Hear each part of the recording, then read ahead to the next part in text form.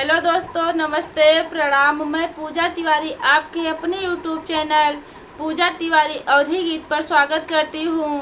दोस्तों, आज हम आप लोगों के लिए एक सोहर का उठान लेकर आए हैं।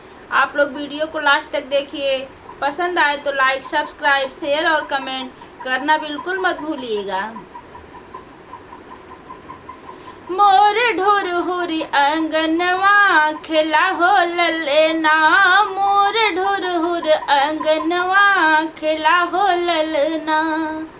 खेलत खेलत ललना बाबा लगे गई ने, खेलत खेलत ललना बाबा लगे गई ने।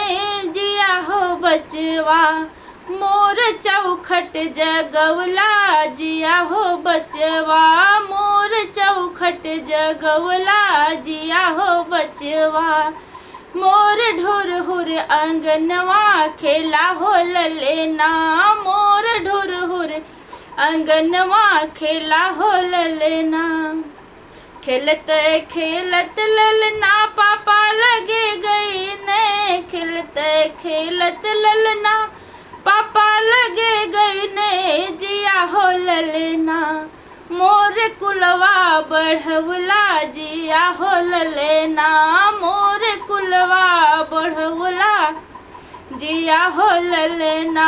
मोर ढोर हुर अंगनवा जिया हो बचवा।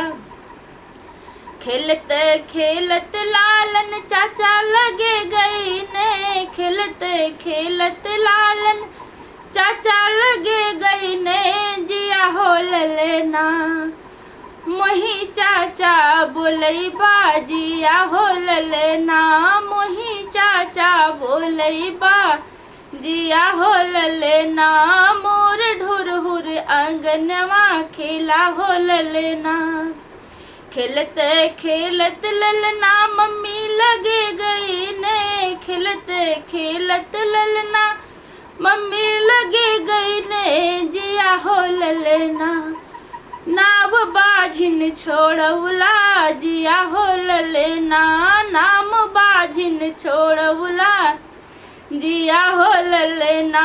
मोर ढोर हुर अंगनवा खेला हो ललना, मोर ढोर हुर अंगनवा खेला हो ललना।